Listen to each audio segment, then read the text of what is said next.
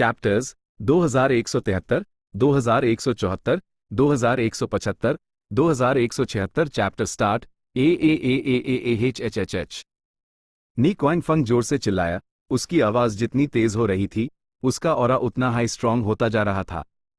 जल्द ही वो एक शॉकिंग और पहले कभी ना देखे गए लेवल पर पहुंच गया। बूम! एक जोरदार धमाके के साथ वो सारी बेलन अनगिनत टुकड़ों में टूट गई।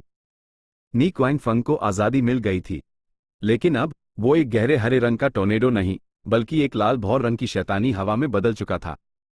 तेज हवाएं चली और पलक झपकते ही वो हजारों कदम का फासला पार करके ग्रीन फॉरेस्ट ग्रेट सेज के सामने आ पहुंचा। ग्रीन फॉरेस्ट ग्रेट सेज ने पहले ही अपना डिफेंसिव किलर मूव इस्तेमाल कर लिया था, लेकिन जैसे हाय लाल भूरी शैतानी हवा ने उस निगला, उसका ऑरा तेजी से कमजोर होने लगा और कुछ ही सांसों में पूरी तरह से खत्म हो गया। वो शैतानी हवा एक पाल के लिए रुकी, बिल्कुल एक ऐसी शार्क की तरह जिसे खून की महक आ गई हो, और वो पास खड़े ब्लैक लोकस्ट की तरफ लपकी। संभाल के! सीओ ही जियन तेजी से मदद के लिए आगे बढ़ा, लेकिन कुछ हाई राउंड्स के बाद शैतानी हवा ने ब्लैक लोकस्ट को मार ही डाला। आखिरकार शैतानी हवा ने सीओ ही जियन को अपना निशाना बनाया। सीओ ही जियन नी क्वांगफंग का मुकाबला नहीं कर पा रहा था, उस लड़ते लड़ते पीछे हटना पड़ रहा था। कुछ राउंड्स की लड़ाई के बाद उसके छोटे से चेहरे पर एक गंभीर एक्सप्रेशन था और उसका माथा पसीने से भीग गया था। हार और मौत का साया गहराता जा रहा था। रंबो! आसमानी बिजलियां गिरती रहीं, लेकिन नी क्वांगफंग को उनकी कोई परवाह नहीं थी। वो बेहद स्ट्रांग हो चुका था। कहीं और रुको! लू वे यिन चिल्लाया, लेकिन बू टियनकॉन्ग का मुक्का फिर भी पड़ा और उसने स्टील रश वॉरियर की खोपड़ी का कीमा बना दिया। उसके बाद बू टियनकॉन्ग गुर्राया और स्टील रश वॉरियर की आत्मा के भी टुकड़े टुकड़े हो गए। स्टील रश वॉरियर अब पूरी तरह से मर चुका था। उसकी बिना सर की लाश एक फटे हुए कपड़े के गुड्डे की तरह आसमान से नीचे गिरी। चाहे उसका जिस्म हो या इमॉर्टल एपर्चर, उन्हें इस महान दुनिया ने न्यूट्रिएंट्स की तरह अब्जॉर्ब कर लिया। और कौन है? बू टियनकॉन्ग ने अपना सर उठाया और दहाड़ा। उसका फाइटिंग स्पिरिट आसमान चीर रहा था और पूरी दुनिया में गूंज रहा था। इस वक्त तक उस पर हमला करने वाले चारों रैंक 8 गू इमॉर्टल्स मर चुके थे। उन्हें बड़ी ही बेरहमी से एक भयानक तरीके से मार दिया गया था। लू वे यन ने एक ठंडी सांस ली और रॉक मंकी की तरफ बढ़ गया। रॉक मंकी ने यूज गुस्से से घूरा। ए फ्लैट, अगला तू है? बहुत बढ़िया, मैं तुझे मार दूंगा, भले ही तू येलो अर्थ ग्रेट वर्ल्ड का सगे क्यों ना हो। लू वे यन ने अपना सर हिलाया। मैं कोई सगे नहीं हूं। बू टियनकॉन्ग, तुम्हारा मारने का इरादा हद से ज्यादा है। लू वे यन को खुद बू टियनकॉन्ग के खिलाफ एक्शन लेना पड़ा। बू टियनकॉन्ग ने बहुत सारे गू इमॉर्टल्स को मार दिया था। अगर यूज रोका नहीं गया तो इस गू इमॉर्टल बैटल के पूरे हालत पर असर पड़ेगा। Boom boom boom! लू वे यन और बू टियनकॉन्ग के बीच मुकाबला शुरू हुआ। इस बार आखिरकार बू टियनकॉन्ग दबने लगा। भले ही वो स्ट्रांग था और कई रैंक 8 गू इमॉर्टल्स को मार सकता था, लेकिन वो अभी भी सूडो वेनरेबल लेवल का नहीं था। दूसरी तरफ भले ही लू वे यन के पास ऑफेंस की कमी थी, लेकिन उसका डिफेंस पक्के तौर पर सूडो वेनरेबल लेवल का था।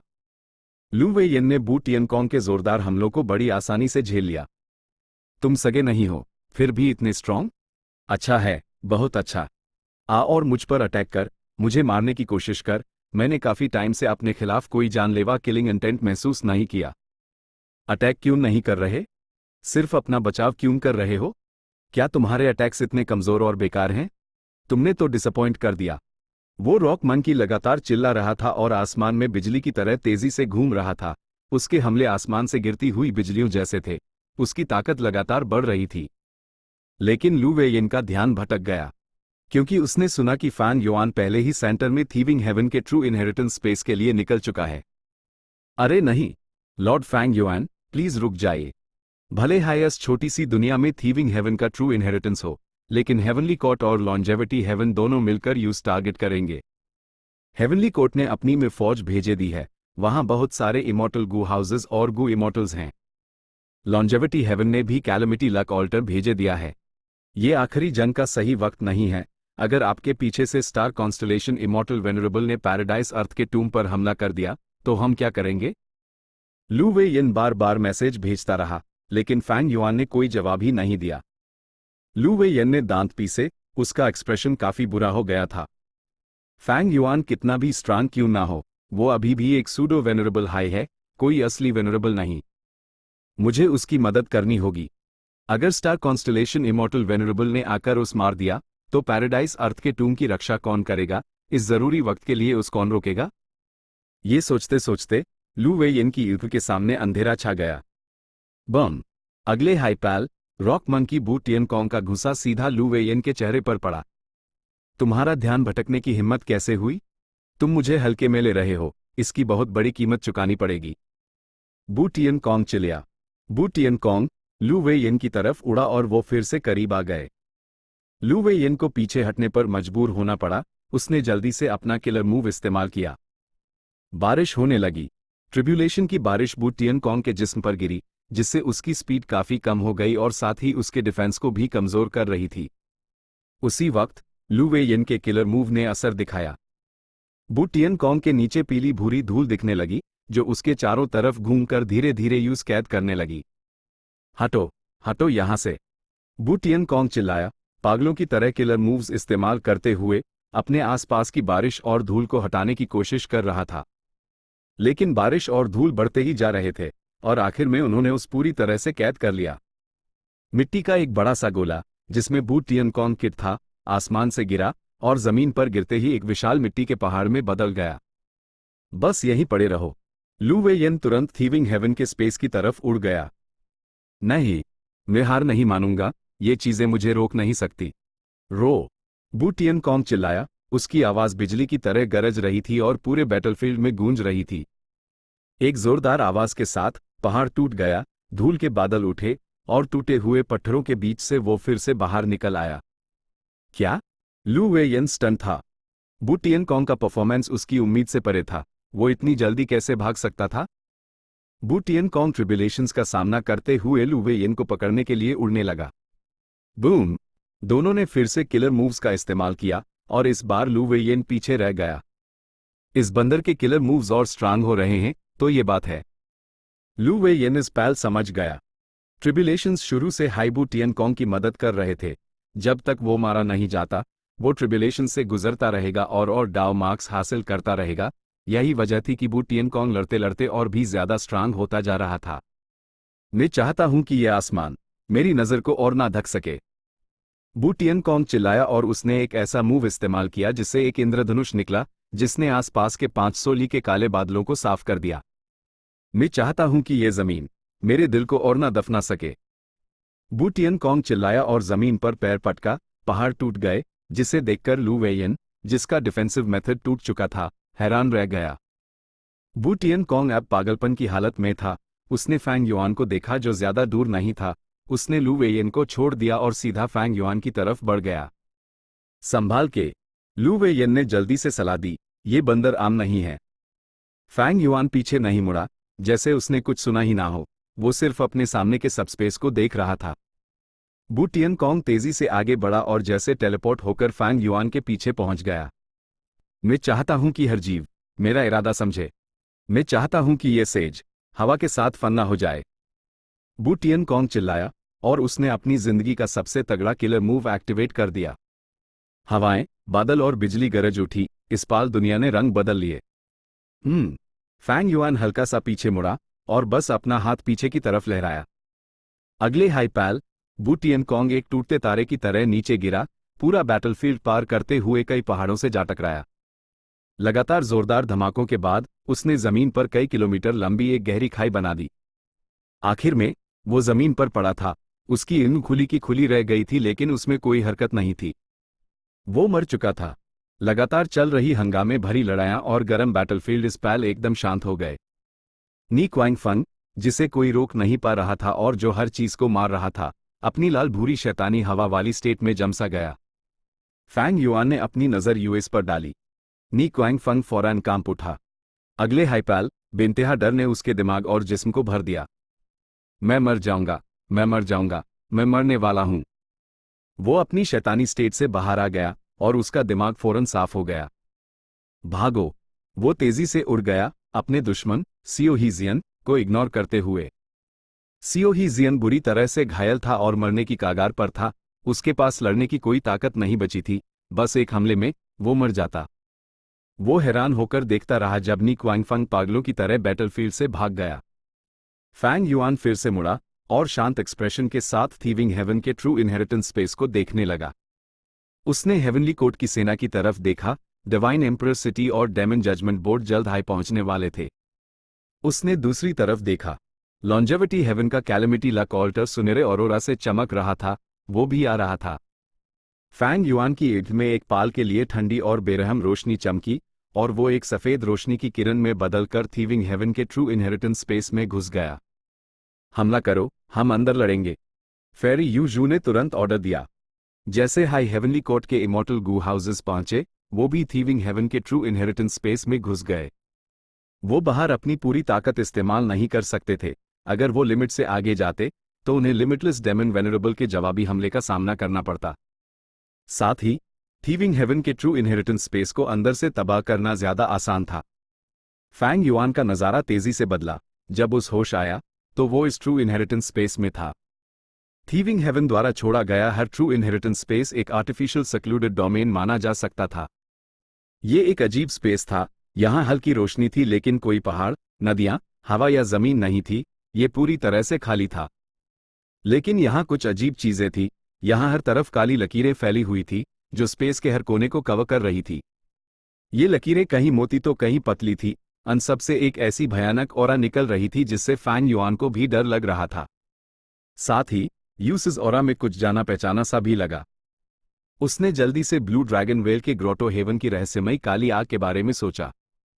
भले हाई फैंग युआन को नहीं पता था कि 3 लाख साल पहले क्या हुआ था, लेकिन ये देखने के बाद वो तुरंत समझ गया, लगता है ये ट्रू इनहेरिटेंस स्पेस जल्द हाई कोलैप्स होने वाला है।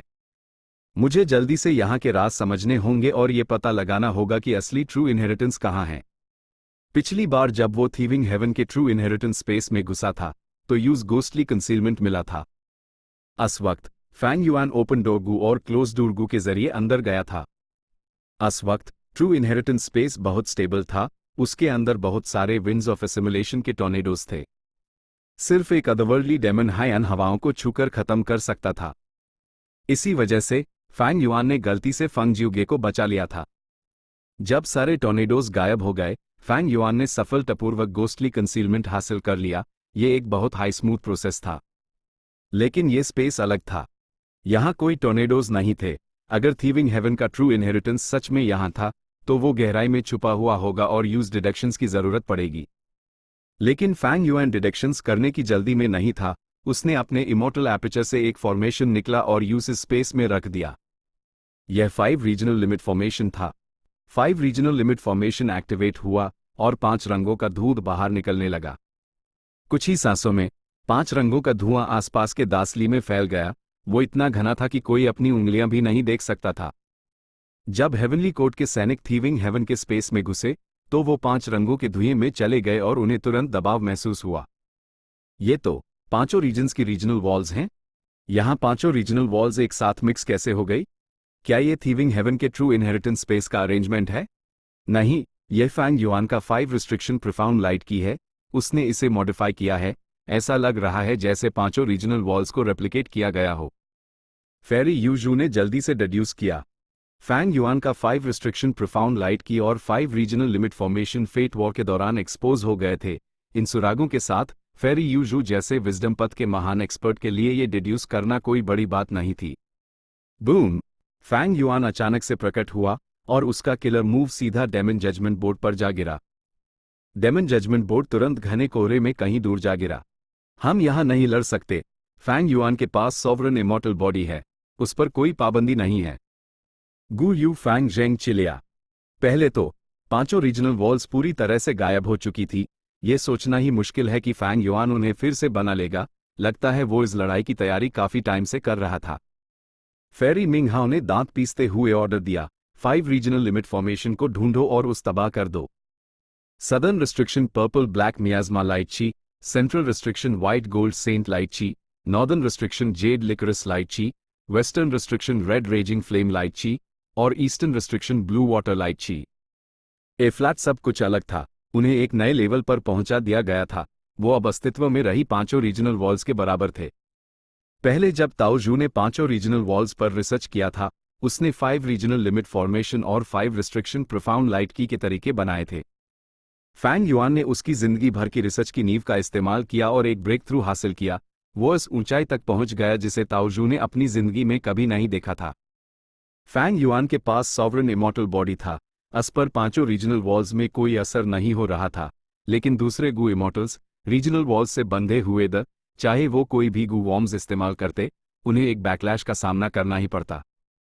इस फर्क के साथ फैंग युआन का फायदा बहुत बड़ा था। हेवनली कोर्ट इस सिचुएशन को नहीं देखना चाहता था। पहले अनपर central restriction white gold saint light की का कोई असर नहीं होता, लेकिन अब बात अलग थी। पांचों रीजन्स के मिलने और की टाइड्स के कहर के बाद पूरी दुनिया का ऑरा एक हो गया था। गू इमॉर्टल्स अब रीजन्स के हिसाब से अलग नहीं थे, और पांचों रीजन्स का ये नया मिलाजुला ऑरा पहले के 5 रीजनल की में से कोई भी नहीं था। इसलिए चाहे गू इमॉर्टल किसी भी रीजन से आया हो, उन्हें इस 5 रिस्ट्रिक्शन प्रोफाउंड लाइट की के अंदर दबना ही पड़ेगा। Boom boom boom.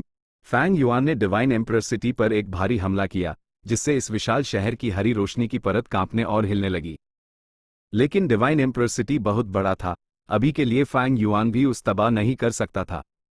Divine emperor city से एक महिला इमोर्टल बाहर उड़ी। वो एक खूबसूरत चेहरे वाली नौजवान लड़की थी। यह फेरी यूजू थी।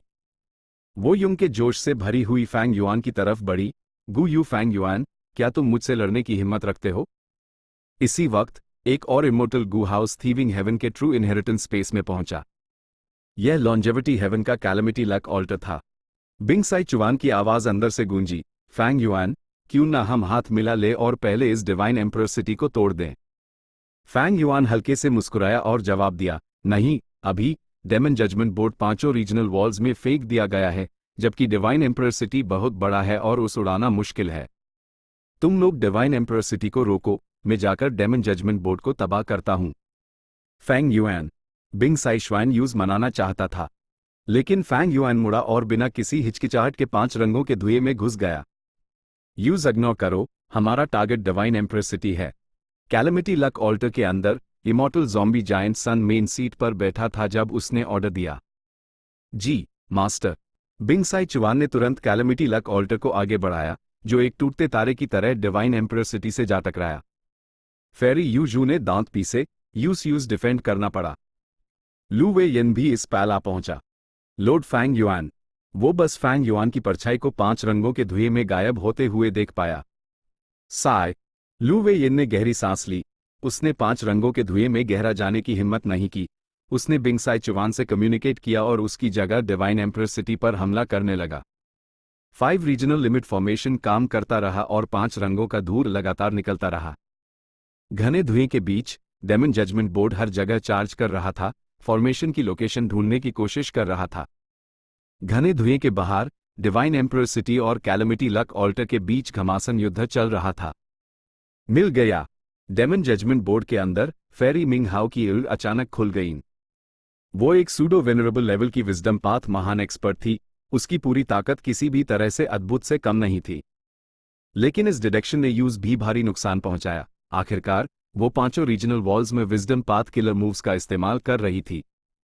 बहुत अच्छा, अगर हम इस फॉर्मेशन को तबाह कर देते हैं तो हम फैंग युआन के एक ट्रम्प कार्ड को बर्बाद कर देंगे। गू यू फैंग जेंग पूरे जोश के साथ उड़ा, डेमन जजमेंट बोर्ड के साथ आगे बढ़ते हुए। 5 रंगों का धूल और घना हो गया जबकि डेमन जजमेंट बोर्ड की चमक फीकी पड़ गई। गू यू फैंग झेंग को एक बड़ा बैकलैश झेलना पड़ रहा था। जल्दी उसका चेहरा पीला पड़ गया और उसके मुंह से खून निकलने लगा। Boom boom boom. Fang Yuan ने उन्हें ढूंढ लिया और लगातार भयानक ताकत के साथ किलर मूव्स इस्तेमाल किए।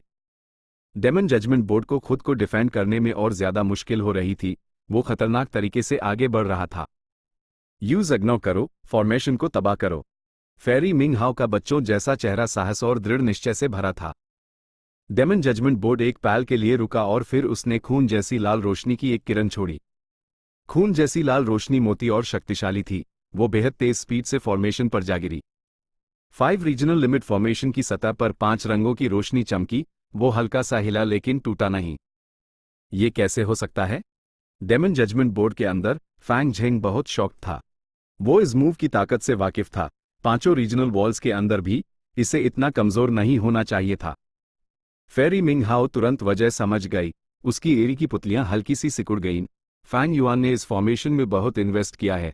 इसमें कम से कम 8 रैंक 8 इमॉर्टल गू हैं और डिफेंस बहुत हाई है, हम इसे इतनी जल्दी तबाह नहीं कर सकते। 5 रीजनल लिमिट फॉर्मेशन में पहले रीजन और लिमिट को कोर के रूप में इस्तेमाल किया गया था, साथ ही बड़ी संख्या में मोर्टल गू भी थे। उसके बाद फैंग युआन ने अर्थ वेन इमॉर्टल गू जोड़ा, उसके बाद फॉर्मेशन स्पिरिट और फॉर्मेशन फ्लैग। फेट वॉर के दौरान यह इमॉर्टल गू ज्यादातर रैंक 7 के थे, लेकिन अब का फैंग युआन अलग था। ठीक होते समय उसने न सिर्फ 5 रीजनल लिमिट फॉर्मेशन को फिर से मॉडिफाई करके उसका डिफेंस बढ़ाया, बल्कि उसने इस फॉर्मेशन के सभी इमॉर्टल गू को रैंक 8 तक बढ़ा दिया था। उसकी दौलत का तो अंदाजा ही नहीं लगाया जा सकता था। डेमन जजमेंट बोर्ड का पूरी ताकत से किया गया हमला 5 रीजनल लिमिट फॉर्मेशन के डिफेंस की एक परत तक नहीं हटा सका, बल्कि क्योंकि उन्होंने एक शक्तिशाली किलर मूव एक्टिवेट किया था, बैकलैश और भी बड़ा था। ये मशहूर रैंक 8 इमॉर्टल गू हाउस ऐप दरारों से ढाका हुआ था, वो टूटने के करीब था। ए फ्लैट, हमें क्या करना चाहिए? फैंग जेंग अंडर हाई अंदर घबरा गया। फैंग युआन बाहर से हमला कर रहा था और उस बहुत प्रेशर दे रहा था। उनका 5 रीजनल लिमिट फॉर्मेशन को तबाह करने का लक्ष्य भी अब असंभव था। मेरी सलाह है कि हमें पीछे हट जाना चाहिए, फैंग जेंग ने दांत पीसते हुए फेरी मिंग हाओ को सुझाव दिया। फेरी मिंग हाओ ने सर हिलाया, यहां लड़ना बहुत अनुकूल नहीं है। लेकिन कोई बात नहीं, इस फॉर्मेशन को तबाह करना सिर्फ एक कोशिश थी, भले ही हम फेल हो जाएं, आखिरी नतीजे पर कोई असर नहीं पड़ेगा। चलो चलते हैं। फेरी मिंग हाओ ने डेमन जजमेंट बोर्ड छोड़ दिया और अपने इमॉर्टल एपर्चर का प्रवेश द्वार खोला, इस इमॉर्टल गू हाउस को स्टोर कर लिया। अगले हाई पैल फैंग युआन की हैरान नजरों के सामने वो वहां से गायब हो गई। जल्द ही लू वेयिन, जो बाहर लड़ रहा था, ने फैंग युआन को मैसेज भेजा कि फेरी मिंग हाओ अचानक फेरी यूजू के पास प्रकट हो गई है। उसने फैंग युआन से उसके तरफ की सिचुएशन के बारे में भी पूछा। दोनों सूडो वेनरेबल्स मिंग हाओ और यूजू एक दूसरे के पास इंस्टेंटली टेलीपोर्ट हो सकती हैं? फैंग युआन ने अंदाजा लगाया। फेरी मिंग हाओ उसका 5 रीजनल लिमिट फॉर्मेशन तबाह करने में सफल नहीं हुई, जबकि फैंग युआन भी डेमन जजमेंट बोर्ड को तबाह करने में फेल हो गया। मूल रूप से ये एक ड्रॉ था। हो सकता है फैंग युआन का पलड़ा थोड़ा भारी हो, लेकिन सिचुएशन अभी भी एक डेडलॉक में फंसी हुई थी। जब तक 5 रीजनल लिमिट फॉर्मेशन काम कर रहा है, 5 रंगों का धुआं फैलता रहेगा और पूरे ट्रू इनहेरिटेंस स्पेस को भर देगा। लेकिन इसमें बहुत टाइम लगेगा, ना तो हेवनली कोर्ट और ना हाई लॉन्जेविटी हेवन तब तक यहां रहना चाहेंगे। फैंग युआन तेजी से सोचने लगा।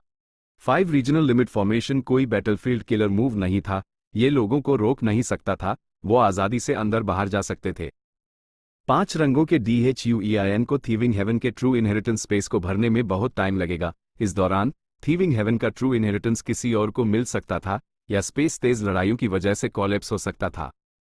फैंग युआन तेजी से बाहर उड़ा, 5 रंगों के धुएं को छोड़कर वो डिवाइन एम्परर सिटी और कैलेमिटी लक ऑल्टर के बैटलफील्ड में गया। एक तरफ वो हेवनली कोड की डिडक्शन एबिलिटी से सावधान था, उसके रिफाइनमेंट पाथ अटेनमेंट की तरह हेवनली कोड का विजडम पाथ अटेनमेंट उनके लिए एक बड़ा फायदा था। फैंग युआन को उन्हें ट्रू इनहेरिटेंस की लोकेशन रिड्यूस करने का टाइम देने से रोकना था। दूसरी तरफ फैंग युआन को लड़ाई में शामिल होना था और अपने दिमाग में भी डिडक्शंस करने थे। डिवाइन एम्परर सिटी आसमान में तैर रहा था और हरी रोशनी फैला रहा था, वो शानदार और प्रभावशाली था, बिल्कुल स्थिर। कैलेमिटी लक ऑल्टर एक सुनहरे टूटते तारे की तरह था। बिंग साई श्वान यूज अपनी सीमा तक मैनिपुलेट कर रहा था, वो डिवाइन एम्परर सिटी के चारों तरफ लगातार उड़ रहा था, हर तरह के हमले कर रहा था। दोनों इमॉर्टल गू हाउसेस के बीच 4 सूडो वेनरेबल्स फैंग युआन, लू वेयिन, मिंग हाओ और यूजू आपस में लड़ रहे थे। दोनों पक्ष पहले बराबरी पर द, लेकिन जल्द ही फैंग युआन और लू वेयिन कमजोर पड़ने लगे। फेरी मिंग हाओ और फेरी यूजू बहुत शक्तिशाली थी, उन दोनों के पास एक मैच्योर कॉम्बैट सिस्टम था।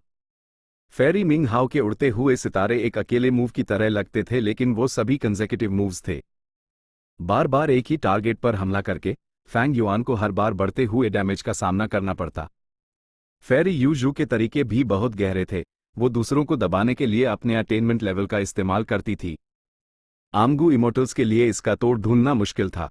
फेरी यूजू के USP फोकस करने के कारण लू वेयिन एक मुश्किल लड़ाई में फंस गया था, जबकि फैंग युआन ने भी फेरी मिंग हाओ के प्राइड गू की ताकत का स्वाद चखा था। फैंग युआन के दिमाग में विचार बड़ी मुश्किलों से टकरा रहे थे, बहुत से शक्तिशाली और जटिल किलर मूव्स इस्तेमाल नहीं किए जा सकते थे, रिस्क बहुत ज्यादा था। और सबसे इंपॉर्टेंट बात, मिंग हाओ और यूजू का कोऑर्डिनेशन कमाल का था। उनका तालमेल अद्भुत था। फैंग युआन ने पहले कभी ऐसा कुछ नहीं देखा था। इसी वजह से जब फैंग युआन और लू वेयिन एक साथ काम कर रहे थे, तब भी वो दोनों फेरीज के द्वारा दबाए जा रहे थे। यूजू और मिंग हाओ के कोऑपरेशन ने एक क्वालिटेटिव चेंज ला दिया है। अगर मैं अकेले लड़ता तो मैं अब तक हार चुका होता। लू वेयिन का मूड गंभीर था। दुश्मन एक साथ बेहतरीन तरीके से काम कर रहे थे। उनका कोऑपरेशन इंसानी तौर पर मुमकिन ही नहीं था। उनसे एक नेचुरल फीलिंग आ रही थी, जैसे उनका इतनी बेहतरीन तरीके से काम करना बिल्कुल मामूली बात हो। जबकि मिंग हाओ और यूजू फैंग युआन और लू वेयिन के खिलाफ लड़ रहे थे, उनके पास कैलेमिटी लक ऑल्टर का सामना करने में डिवाइन एम्परर सिटी की मदद करने का भी टाइम था। फैंग युआन, तुम्हें थीविंग हेवन का ट्रू इनहेरिटेंस चाहिए? फेरी यूजू मुस्कुराए, तो तुम्हें ये जान लेना चाहिए कि जायंट सन इमॉर्टल वेनरेबल एक बार यहां आ चुका है और उसने थीविंग हेवन के ट्रू इनहेरिटेंस स्पेस को नुकसान पहुंचाया था। उसने जबरदस्ती ट्रू इनहेरिटेंस का एक हिस्सा निकाल लिया था। शुक्र है तुम लोग एलाइज हो, तुम उससे मांग सकते हो। फेरी यूजू ने आसानी से फूट डालने की कोशिश की। फैंग युआन ने ठंडी आंखें भरी और लू वेयिन से कहा, जाओ डिवाइन एम्परर सिटी से निपटो, मैं इन दोनों को संभाल लूंगा। लॉर्ड फैंग युआन, मेरे बिना अगर आप अकेले लड़ेंगे। लू वेयिन हिचकिचा रहा था। फैंग युआन ने यूज ठंडी नजरों से देखा, जाओ, तुम मेरे रास्ते में आ रहे हो। लू वेयिन ने डांट पीस और फैंग युआन से दूर उठ गया। ये बदलाव देखकर फेरी मिंग हाओ और यूजू ने अपने दुश्मनों में कमजोरी देखी। उन्होंने एक दूसरे को देखा और फिर एक साथ फैंग युआन पर तेजी से हमले किए। फैंग युआन ने अपने इमॉर्टल एपर्चर का दरवाजा खोला और एक नौजवान गू इमॉर्टल को बाहर निकला। Rank 8 transformation path Gu immortal जान बूडू। Immortal killer move, incomplete freedom transformation. नौजवान चिल्लाया और उसकी पीठ पर एक खून जैसा लाल चोगा आ गया जो हवा में लहरा रहा था। मेन हैंडसम हो गया, मेन स्ट्रॉन्गर हो गया। जहन बूडू ने अपनी मुट्ठी भींची, दोनों महिला इमॉर्टल्स को एक चमकती हुई नजर से देखते हुए जो जोशीले फाइटिंग स्पिरिट से भरी हुई थी। थीविंग हेवन के ट्रू इनहेरिटेंस स्पेस में दो इमॉर्टल गू हाउसेस के बीच लड़ाई कुछ देर से चल रही थी। ये बहुत घमासान थी। आओ, लेडो, जहन बूडू चिल्लाया जब वो एक खतरनाक ड्रैगन की तरह नीचे उतरा, हेवनली कोर्ट के 2 सूडो वेनरेबल्स यूजू और मिंग हाओ की तरफ बढ़ते हुए। यूजू और मिंग हाओ तुरंत अलग हो गए। एक ही समय पर पीछे हटते हुए उन्होंने एक लंबा फासला बना लिया। जहन बूडू का निशाना फिर से चूक गया। उसने गुस्से में ठंडी आंखें भरी। वो फैंग युआन के क्लोन्स में से एक था। उसने ट्रांसफॉर्मेशन पाथ की कल्टीवेशन की और रैंक 8 तक पहुंचा। उसके पास अपने टोटम किलर मूव्स थे, लेकिन उसकी खुद की बैटल स्ट्रेंथ अभी भी रैंक 8 के पीक से काफी दूर थी। वो किन डिंगलिंग या वू योंग जैसे एक्सपर्ट्स का मुकाबला नहीं कर सकता था। लेकिन जैसे ही उसने killer move incomplete freedom transformation इस्तेमाल किया, वो तुरंत सूडो वेनरेबल बैटल स्ट्रेंथ तक पहुंच जाता। इनकम्प्लीट फ्रीडम ट्रांसफॉर्मेशन बिल्कुल भी साधारण नहीं था, वो अद्भुत था। यह ट्रांसफॉर्मेशन 3 मूव से बना था: internal breathing green fish transformation, devouring blue leopard transformation और thunder rush yellow bird transformation. जब जहन बूडू ने इनकम्प्लीट फ्रीडम ट्रांसफॉर्मेशन इस्तेमाल किया तो यूज तीनों किलर मूव्स के फायदे माइल, बिना किसी ड्रॉबैक के। वो बिजली की तरह चल सकता था, बिजली के झटके मार सकता था। उसके पास बेइंतहा रिकवरी और रिजेनरेशन की क्षमता थी, और साथ ही सभी हमलों को निगलने की भी। भले ही वो इंसान था, लेकिन उसके हर एक्शन में ऐसी दिव्या शक्ति थी जो शैतानों या देवताओं को भी डरा सकती थी। वो सीधे तौर पर सभी इमेमोरियल डेसोलेट बीस्ट्स या प्लांट्स को दबा सकता था। वो असल में एक चलता फिरता तूफान था जो आसमान और जमीन से लड़ सकता था, अपने रास्ते में आने वाली हर चीज पर हावी हो सकता था। यहां तक कि मिंग हाओ और यूजू भी जहन बूडू से आमने सामने लड़ने की हिम्मत नहीं कर रही थी, वो उससे दूर से ही मुकाबला कर रही थी। हालांकि जब उनके अलग अलग किलर मूव्स जहन बूडू के पास पहुंचे, तो या तो वो निगल लिए जाते या जबरदस्ती झेल लिए जाते, जिसके बाद उसका रिजेनरेशन उसके जिस्म को पूरी तरह से ठीक कर देता। कुछ राउंड्स की लड़ाई के बाद मिंग हाओ और यूजू का जहन बूडू से लड़ने का जोश ठंडा पड़ गया। दुश्मन बहुत ज्यादा रेजिलिएंट था, पर उतना ही तेज भी। शुक्र है उसके पास विजडम पाथ एस्पेक्ट में कमी थी, जबकि यूजू और मिंग हाओ इसमें एक्सपर्ट्स थे। इसलिए उन्होंने जहन बूडू को कमजोर करने के लिए विजडम पाथ किलर मूव्स का इस्तेमाल करना शुरू कर दिया। साथ ही उसके कई हमलों को पहले से हाई डिड्यूस करके उनसे बचने लगे। ये बहुत समझदारी की बात थी कि फैंग युआन ने इनकम्प्लीट फ्रीडम ट्रांसफॉर्मेशन जहन बूडू को दिया। वो पहले से हाई एक सूडो वेनरेबल था। इनकम्प्लीट फ्रीडम ट्रांसफॉर्मेशन का इस्तेमाल करना काफी बेकार होता, इसे जहन बूडू को देने से तुरंत एक और सूडो वेनरेबल पैदा हो जाता। जैसे हाई जहन बूडू ने एक्शन लिया, सिचुएशन बदल गई। फैंग युआन और जहन बूडू ने मिंग हाओ और यू जू से निपटने के लिए एक साथ काम किया। उन्होंने अपनी पकड़ वापस बना ली जबकि हेवनली कोर्ट ने इनिशिएटिव खो दिया। वो फिर से एक डेडलॉक में चले गए। जहन बूडू ने गहरी चिंता से कहा, ये दोनों बेहद चालक हैं और अपने फायदे का अच्छी तरह इस्तेमाल करती हैं। मैं अपनी महारत उनके खिलाफ इस्तेमाल नहीं कर पा रहा हूं। और उनका कोऑपरेशन तो बस कमाल का है। भले ही में बॉडी और मेरे बीच सबसे गहरा रिश्ता है, फिर भी हम उनके जितने कोऑर्डिनेटेड नहीं हैं। शायद इसलिए क्योंकि वो दोनों विजडम पाथ के महान एक्सपर्ट्स हैं। रूम्बो। इधर उधर घूमते हुए दोनों पक्षों ने फिर से किलर मूव्स इस्तेमाल किए, जिससे आतिशबाजी का एक सुंदर नज़ारा पैदा हुआ। फायर पावर और भी तेज होता जा रहा था। फैंग युआन की मैं बॉडी अभी भी एक ठंडा एक्सप्रेशन दिखा रही थी। मिंग हाओ और यूजू भी चुपके से साजिश रच रही थी। शुरू से ही फैंग युआन अपनी पूरी ताकत इस्तेमाल नहीं कर रहा है, वो लड़ते लड़ते डिडक्शंस कर रहा है। वो थीविंग हेवन के ट्रू इनहेरिटेंस की लोकेशन डिड्यूस करना चाहता है। फेरी यूजू अपने दुश्मन के एक्शन से पूरी तरह वाकिफ थी। फेरी मिंग हाओ ने दांत पीसे। उसके पास की सी क्लोन भी है। वो एक और सूडो वेनरेबल बैटल स्ट्रेंथ है। अगर उस बाहर निकला गया तो ये और भी मुश्किल हो जाएगा। अगर हम एक साथ काम करें तो हम अभी के लिए उन तीनों का सामना कर सकते हैं, लेकिन ये चालक फैंग युआन जरूर अपनी संख्या का फायदा उठाएगा। वो हमें इग्नोर करके डिवाइन एम्परर सिटी पर फोकस करेगा।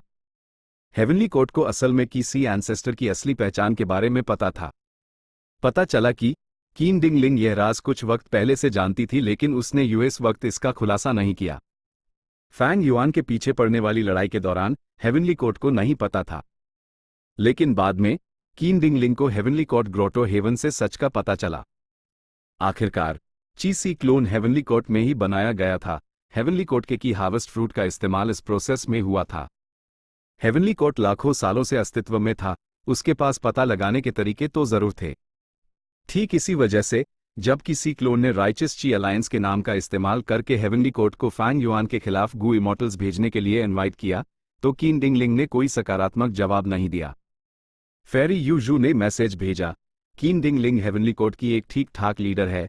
जब हेवनली कोर्ट के पास सूडो वेनरेबल बैटल स्ट्रेंथ की कमी थी, उसने खुद पर काबू रखा और फैंग युआन को इस गलतफहमी में रखा कि सी क्लोन एक्सपोज नहीं हुआ है, इसलिए वो उस अब इस्तेमाल नहीं कर रहा। अभी हमें उसी का फायदा मिल रहा है। फेरी मिंग हाओ ने चुपके से सर हिलाया। हम फैंग युआन को यहां नहीं मार सकते, लेकिन हम यूज थीविंग हेवन का ट्रू इनहेरिटेंस भी हासिल नहीं करने दे सकते। हमें इस ट्रू इनहेरिटेंस स्पेस को अंदर से तबाह करने की कोशिश करनी होगी।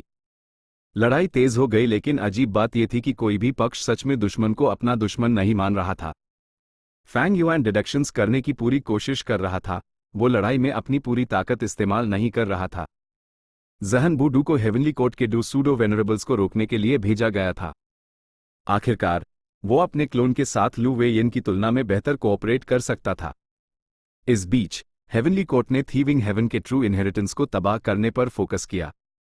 जहां तक लॉन्जेविटी हेवन की बात है, calamity luck altar divine emperor city के लिए मुसीबत बना हुआ था। हर तरह के किलर मूव्स बिना किसी रोक टोक के इस्तेमाल किए जा रहे थे, इस ट्रू इनहेरिटेंस स्पेस की परवाह किए बिना। साफ था, चाहे इमॉर्टल ज़ॉम्बी जायंट सुन कुछ भी चाहता हो, उसके मन में इस स्पेस को तबाह करने का इरादा जरूर था ताकि फैंग युआन को कुछ ना मिल सके। भले हाई लॉन्जेविटी हेवन फैंग युआन के साथ था, वो सिर्फ हेवनली कोर्ट के दबाव में ऐसा कर रहे थे। वो नहीं चाहते थे कि फैंग युआन को और कोई मदद मिले, खासकर जब ये मदद थीविंग हेवन से आ रही हो। डिवाइन एम्परर सिटी की हरी रोशनी लगातार घनी होकर चमक रही थी। चाहे हमले कितने भी तेज या घमासान क्यों ना हो, वो उस बचा रही थी। डिवाइन एम्परर सिटी सिर्फ अपना बचाव ही नहीं कर रहा था, उसके पास हमला करने के तरीके भी थे। Immortal killer move, divine bean soldier. पीले बीन सोल्जर्स आगे बढ़े, हेयर बीन सोल्जर्स ने तीरों की बारिश की, लाल बीन सोल्जर्स ने खुद को उड़ाया, काले बीन सोल्जर्स ने सेंटर में डिफेंस किया। उनके बीच नीले और सफेद बीन सोल्जर्स भी आपस में मिले हुए थे, जिनके अपने अपने काम थे। हर बार जब लू वे यिन ने डिवाइन एम्परर सिटी पर हमला किया, यूस इन डिवाइन बीन सोल्जर्स के जीहेर का सामना करना पड़ा। लू वे यिन ने अपने ऑफेंसिव किलर मूव्स का इस्तेमाल किया और इन डिवाइन बीन सोल्जर्स को भारी नुकसान पहुंचाया। उनमें से 10% से भी कम बच पाए। इस नतीजे ने लू वे यिन को चौंका दिया। भले ही वो डिफेंस में माहिर था, उसके ऑफेंसिव तरीके भी रैंक 8 के पीक पर द ये सोचना ही मुश्किल था कि वो इन डिवाइन बीन सोल्जर्स को पूरी तरह से खत्म नहीं कर पाया। इसका कारण डिवाइन एम्परर सिटी का दूसरा मूव था, ग्राफ्टवुड। यह मूव डिवाइन बीन सोल्जर्स को आपस में जुड़ने और अनपढ़ हुए हमले का डैमेज शेयर करने देता था। डैमेज का बड़ा हिस्सा डिवाइन एम्परर सिटी को जाता था, जबकि बाकी का बोझ डिवाइन बीन सोल्जर्स उठाते थे। इसलिए इन डिवाइन बीन सोल्जर्स को लड़ाई में मारना बहुत मुश्किल था। जब लू वे यिन ने जी हेयर से निकलने में काफी वक्त लगाया, जब वो डिवाइन एम्परर सिटी के पास पहुंचा तो उसकी तरफ अनगिनत बिजलियां गिरने लगी। ये था immortal killer move, myriad life spring lightning. अनगिनत चिंगारियां जो ड्रैगन्स या सांपों जैसी लग रही थी, साथ ही हरे रंग की बिजली की गेंदें जो फट रही थी।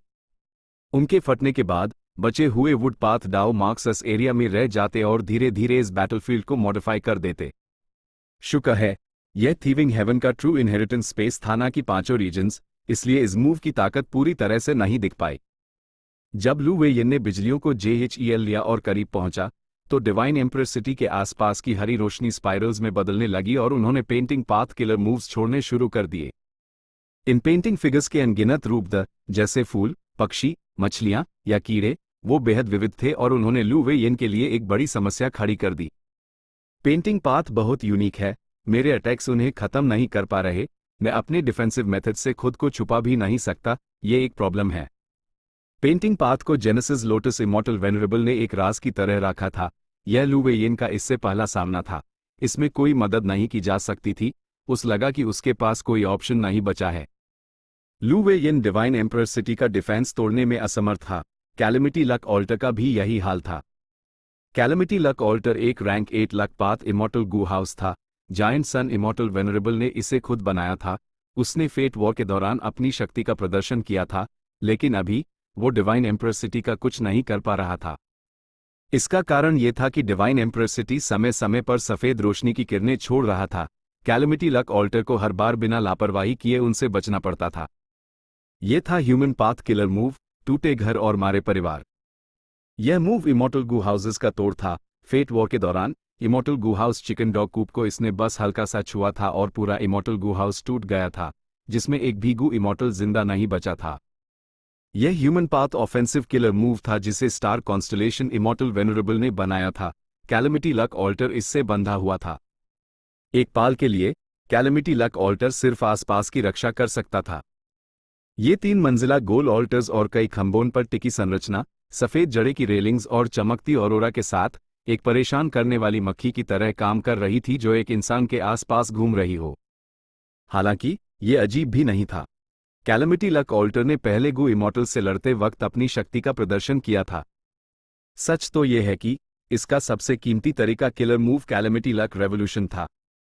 यह मूव हर तरह की आपदाओं और ट्रिब्यूलेशंस को इमॉर्टल एपर्चर के लिए हानिरहित बना सकता था, बल्कि उस पोषण दे सकता था। लॉन्जेविटी हेवन ने कैलेमिटी लक ऑल्टर पर भरोसा करके अनगिनत ट्रिब्यूलेशंस से बचकर समय के साथ विकास किया था। यही कैलेमिटी लक ऑल्टर का उपयोग था। जायंट सन इमॉर्टल वेनरेबल ने मरने से पहले इसी वजह से इसे लॉन्जेविटी हेवन में छोड़ा था। Divine emperor city, painting world. Fang Di Chang और शेन शांग ने अंदर के रहस्यों को समझने के लिए एक साथ काम किया।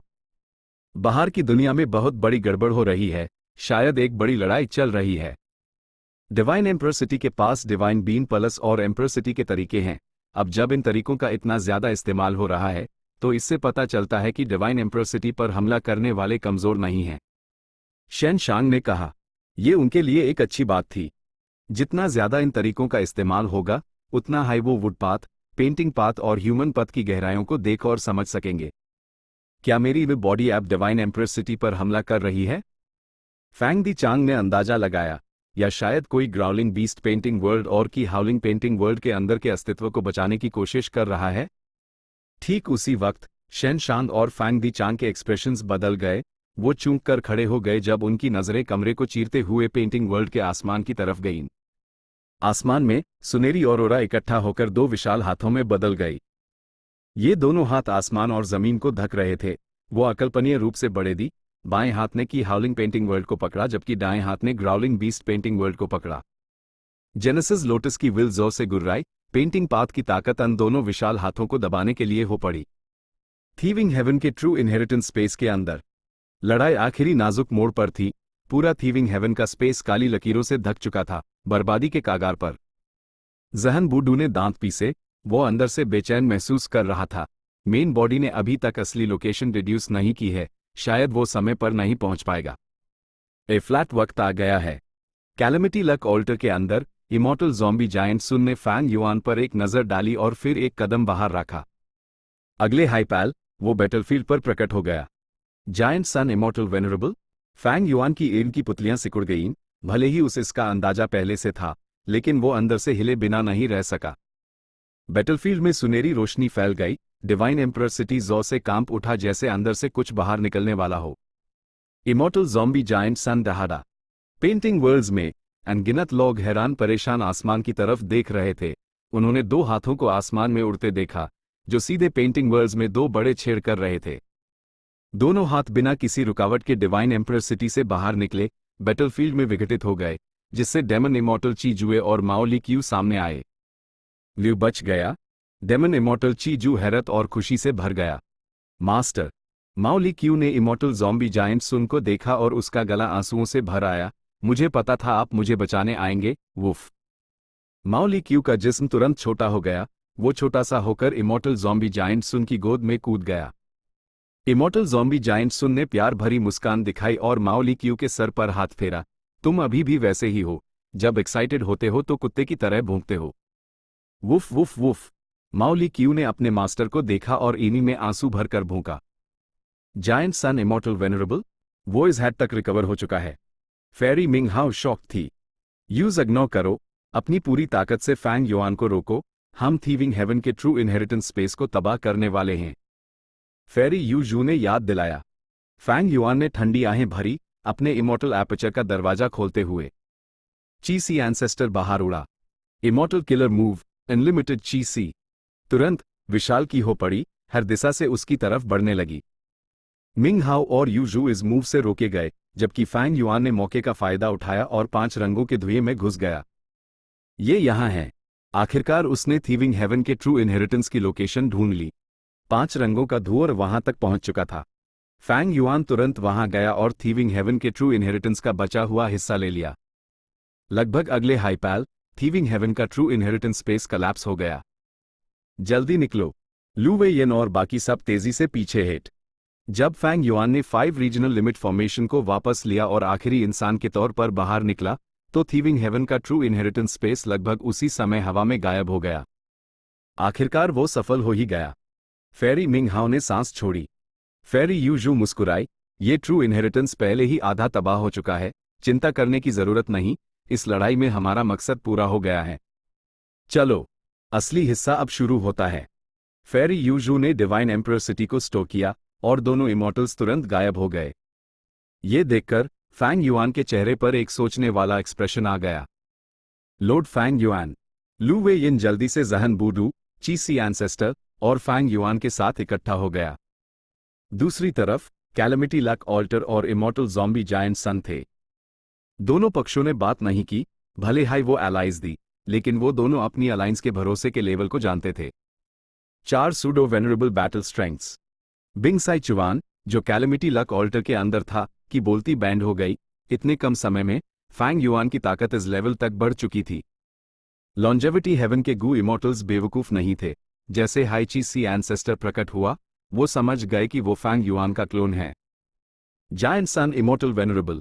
फैंग युआन ने इमॉर्टल ज़ॉम्बी जायंट सुन को देखा, उसकी ईड़ सिकुड़ गई और वो शांत रहा। भले ही दूसरा पार्टी अब एक इमॉर्टल ज़ॉम्बी था, उसके पास अभी भी अद्भुत ताकत और गहरे तरीके द। जैसे ही उसने एक्शन लिया, उसने डिवाइन एम्परर सिटी को तोड़ दिया और डेमन इमॉर्टल ची जुए और माओली क्यू को बचा लिया, जो पेंटिंग वर्ल्ड्स के अंदर सील थे। अभी Mauli Q immortal zombie giant सुन की गोद में सिमटा हुआ था, अपनी पूंछ खुशी से हिला रहा था। कोई कैसे सोच सकता था कि ये एक घमंडी लेजेंडरी इमेमोरियल बीस्ट था। जहां तक डेमन इमॉर्टल ची जुए की बात है, वो बिना ज्यादा शर्मिंदगी के एक तरफ खड़ा था। उसका एक्सप्रेशन हिचकिचाहट और संदेह से भरा था। Use immortal zombie giant sun ने बचाया था, लेकिन जैसे ही वो बाहर आया, उसने लॉन्जेविटी हेवन, हेवनली कोर्ट और फैंग युआन को एक 3 तरफा लड़ाई में देखा। उसके बाद थीविंग हेवन का ट्रू इनहेरिटेंस स्पेस तबाह हो गया। आखिर हो क्या रहा था? लड़ाई का पैमाना बहुत बड़ा था, सिचुएशन जटिल थी, डेमन इमॉर्टल ची जू यूज तुरंत समझ नहीं पाया। Fang Yuan. Immortal zombie giant sun ने फैंग युआन की तरफ सर हिलाया, खुद पहले बोलते हुए, यह हेवनली कोर्ट की साजिश है। फैंग युआन ने अपनी भुएं उठाई। ओ, वो कैसे? इमॉर्टल ज़ॉम्बी जायंट सुन ने यूएस जगह की तरफ इशारा किया जहां थीविंग हेवन का ट्रू इनहेरिटेंस स्पेस तबाह हुआ था। जितना मैं जानता हूं, थीविंग हेवन का ट्रू इनहेरिटेंस स्पेस बहुत बाद में जोड़ा गया था, यूज सिचुएशन को संभालने के लिए इस्तेमाल किया गया था। क्योंकि इसने लिमिटलेस डेमन वेनरेबल के डेरिवेशन को बहुत प्रभावित किया, इसकी बर्बादी एक ऐसी चीज है जिसे देखकर लिमिटलेस की विल खुश होगी। साथ ही हेवनली कोर्ट की फंग या लिमिटलेस डेमन वेनरेबल के अरेंजमेंट्स को डिड्यूस करने की कोशिश कर रही है, वो भी इस स्पेस से रुकी हुई थी। ए फ्लैट जब ये तबाह हो गया है, उसकी प्रगति स्मूथ हो जाएगी। पहले जब मैंने लिमिटलेस के अरेंजमेंट्स को डिड्यूस किया, तो मैंने दूर से उसके खिलाफ लड़ाई की थी। वो तीनों सूडो वेनरेबल्स में सबसे शक्तिशाली विजडम पाथ एक्सपर्ट है। वो पहले ही 9वें लेयर के दूसरे कोर से संपर्क में आ चुकी है, प्राइमोर्डियल डोमेन। हेवनली कोर्ट यहां तुम्हें थीविंग हेवन का ट्रू इनहेरिटेंस लेने से रोकने आई थी, लेकिन उनका असली इरादा डिवाइन एम्परर सिटी में कैदियों को दाव पर लगाकर मुझे एक्शन लेने पर मजबूर करना था। मेरी रुकावट के बिना, ये देखते हुए कि फैंग या अब तक नहीं दिखी है, शायद उन्होंने वहां एक ब्रेक थ्रू हासिल कर लिया है। उनका फायदा और इनिशिएटिव और भी बढ़ गया है। जैसे high immortal zombie giant sun ने अपनी बात खत्म की, फैंग युआन का एक्सप्रेशन हल्का सा बदल गया। दूसरे इमॉर्टल्स की ईड़ की पुतलियां सिकुड़ गईं। इमॉर्टल ज़ॉम्बी जायंट सुन के साथ वो सभी ग्रीन लोटस ग्रेट वर्ल्ड की दिशा में मुड़ गए। इमॉर्टल्स ने एक विशाल दूरी के पार देखा कि ग्रीन लोटस ग्रेट वर्ल्ड के सेंटर में बुक माउंटेन की चोटी पर एक धुंधली सी छवि उभार आई। ये धुंधली छवि बिल्कुल सफेद और विशाल थी। यह बुक माउंटेन से भी कहीं बड़ी थी। इसका आकार एक गेंद जैसा था, जिसके अंदर का हिस्सा चमकदार सफेद रोशनी से जगमगा रहा था। सभी इमॉर्टल्स हिल गए थे। लू वे येन का चेहरा बिगड़ गया और उसने कहा, primordial domain, less than greater than. अध्याय 5, भाग 36 कहता है, कैफ्री विजडम हार्ट का जन्म हुआ। वो बुद्धिमान और हाजिर जवाब थी।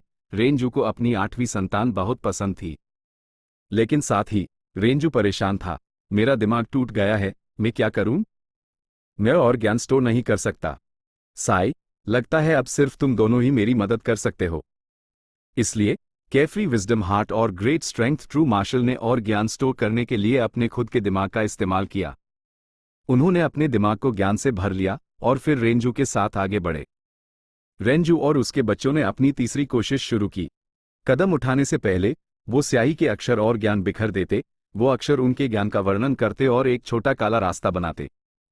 रेंजू और उसके बच्चे यूएस छोटे रास्ते पर चले, लेकिन जब उनका ज्ञान खत्म हो गया और वो स्याही के अक्षरों के रास्ते के अंत तक पहुंचे, तो उन्हें विजडम गू का कोई निशान नहीं दिखा। रेंजू की तीसरी कोशिश फिर से फेल हो गई। ग्रेट स्ट्रेंथ ट्रू मार्शल ने निराशा में कंधे उचकाए। ए फ्लैट, हम क्या करें? हमने अपनी पूरी कोशिश कर ली, लेकिन हमारा ज्ञान अभी भी काफी नहीं है। हम अपने दिमाग में और ज्ञान नहीं रख सकते। रेंजू ने सांस छोड़ी, वो भी काफी लाचार था। इस समय होप गू उड़कर बाहर आया। ओह इंसान, निराश मत हो, मैं यहां हूं। रेंजू हैरान था, तुम मेरी मदद कैसे कर सकते हो? होप गू ने जवाब दिया, ओह इंसान, मैं तुम्हारा अपचय जागृत कर सकता हूं। होप लोगों को ज्ञान प्राप्त करने, अपना अपचय जागृत करने में मदद करता था। इसलिए होप गू ने रेंजू के लिए एक अपचय बनाने में मेहनत की। ह्यूमिलिटी गू हंसा, तो मुझे भी तुम्हारी मदद करने दो, इंसान। जब तुम्हारे पास विनम्रता होगी, तुम्हारी क्षमता और बढ़ जाएगी, तुम और चीजें रख पाओगे। इसलिए अपचय का आकार बढ़ गया। रेंजू को अपचय मिला और वो बहुत खुश हुआ। ये जगह सच में बहुत बड़ी है, मैं इतना सारा ज्ञान स्टोर कर सकता हूं। ये तो कमाल है। रेंजू और उसके बच्चे फिर से बुक माउंटेन गए। उन्होंने अपने ज्ञान को परिष्कृत किया और स्याही के अक्षर ढूंढे। रेंजू ने अपने अपचय में बहुत सारा ज्ञान स्टोर कर लिया, यहां तक कि उस खुद नहीं पता था कि उसने कितना लिया। रेंजू और उसके बच्चे अपनी चौथी यात्रा पर निकले। उन्होंने स्याही के अक्षरों के रास्ते पर कदम रखा और कियानकुन क्रिस्टल वॉल में गहराई तक चले गए। वो बहुत गहरे गए और बहुत सी जगह ढूंढी। उन्होंने अनगिनत बार दिशा बदली, लेकिन फिर भी विजडम गू को नहीं ढूंढ पाए। उनके पास बुक माउंटेन वापस लौटने के अलावा कोई चारा नहीं था। इस बार, क्योंकि खोज में बहुत समय लग गया था, उनके बनाए हुए स्याही के अक्षरों का रास्ता अनंत जानकारी के हमले को सह नहीं पाया। उसका एक बड़ा हिस्सा मिट गया। रेंजू ने इंकमान एल्डर को ढूंढा और पूछा, हम विजडम गू को क्यों नहीं ढूंढ पा रहे? इंकमैन एल्डर ने जवाब दिया, कभी कभी जब हम इंकमैन जगह की खोज करते हैं तो हमें विजडम गू मिल जाता है। लेकिन तुम तीनों ने पूरी कियानकुन क्रिस्टल वॉल ढूंढ ली लेकिन विजडम गू नहीं मिला। इसका मतलब है कि वो जानबूझकर तुमसे छिप रहा है, वो तुमसे मिलना नहीं चाहता। कैफ्री विजडम हार्ट ने जल्दी से पूछा, तो फिर विजडम गू कहाँ छिपा है? इंकमैन एल्डर ने सोचा और कहा, ओह इंसानों, तुमने पूरी कियानकुन क्रिस्टल वॉल ढूंढ ली है। अगर विजडम गू अभी भी यहाँ है तो वो सिर्फ एक ही जगह छिप सकता है। उस जगह को प्राइमोर्डियल डोमेन कहते हैं। ये कियानकुन क्रिस्टल वॉल का सबसे रहस्यमयी हिस्सा है। कियानकुन क्रिस्टल वॉल में दुनिया में होने वाली हर चीज का रिकॉर्ड है। इसमें अनंत जानकारी है। प्राइमोर्डियल डोमेन में दुनिया की सृष्टि से लेकर सभी जीवों के अंत तक की जानकारी है। ये शुरुआत भी है और अंत भी। इसमें कुछ नहीं है, फिर भी इसमें सब कुछ शामिल है। ग्रेट स्ट्रेंथ ट्रू मार्शल बहुत खुश हुआ। हम अभी तक प्राइमोर्डियल डोमेन नहीं गए हैं। ओ इंकमैन एल्डर, हमें बताओ कि प्राइमोर्डियल डोमेन में कैसे घुसें। इंकमैन एल्डर ने अपना सर हिलाया। ऐसा नहीं है कि मैं तुम्हारी मदद नहीं करना चाहता, लेकिन हम इंकमैन ने भी सिर्फ यूएस जगह के बारे में सुना है, हम कभी उसमें नहीं गए। ओह इंसानों, हम इंकमैन तुम्हारी बहुत प्रशंसा करते हैं। तुम्हारे पास हमसे कहीं ज्यादा ज्ञान है, इसलिए अगर तुम प्राइमोर्डियल डोमेन में घुसना चाहते हो तो तुम्हें खुद पर निर्भर रहना होगा। रेंजू और उसके बच्चों को अपना खुद का रिसर्च करना पड़ा। कैफ्री विजडम हार्ट को कुछ मिला। वो खुशी से चिल्लाई, मुझे मिल गया, मुझे मिल गया। ओह बेटी, तुम्हें क्या मिला? तुम इतनी एक्साइटेड क्यों हो? रेंजू ने उत्सुकता से पूछा। कैफ्री विजडम हार्ट ने अपनी दोनों हथेलियां खोली। अपनी दाईं हथेली पर मुझे राइट गू मिला। अपनी बाईं हथेली पर मुझे रॉन्ग गू मिला। ये दोनों गू तुम्हारे जिस्म में पैदा हुए हैं। ये साधारण दिखते हैं और मेरे अथॉरिटी गू से कहीं कम प्रभावशाली हैं। ये हमारी क्या मदद कर सकते हैं? ग्रेट स्ट्रेंथ ट्रू मार्शल बहुत घमंडी था, उसने लापरवाही से कहा। कैफ्री विजडम हार्ट ने जवाब दिया, ये दोनों गू हमें अपने ज्ञान को अलग करने और वर्गीकृत करने में मदद करते हैं। हमारे ज्ञान को फिर से देखो। सच तो यह है कि इसका बहुत सा हिस्सा इस पल सही है, लेकिन कुछ समय बाद वो जानकारी गलत हो जाएगी। इसमें बहुत कुछ ऐसा भी है जो यहां रखने पर सही है, लेकिन वहां रखने पर गलत। मुझे लगता है कि अगर हम इस ज्ञान का इस्तेमाल करें जो हर समय सही रहता है और उसका इस्तेमाल अपना अक्षरों का रास्ता बनाने के लिए करें, तो हम प्राइमोर्डियल डोमेन तक पहुंच पाएंगे। रेंजू ने सर हिलाया, तुम्हारी बातें काफी तार्किक हैं। चलो इसे आजमाते हैं। लेकिन चाहे उन्होंने कितना भी ढूंढा, उन्हें ऐसा कोई ज्ञान नहीं मिला। ग्रेट स्ट्रेंथ ट्रू मार्शल के स्ट्रॉन्ग गू ने गर्व से कहा, ओ इंसानों, तुम अपनी कोशिश बेकार कर रहे हो। क्योंकि इस दुनिया में हमेशा से सिर्फ ताकतवर और कमजोर का फर्क रहा है, कभी सही या गलत का नहीं। इसलिए तुम्हारे कर्म व्यर्थ हैं। तुम सही और गलत को वर्गीकृत नहीं कर सकते। Chapter and.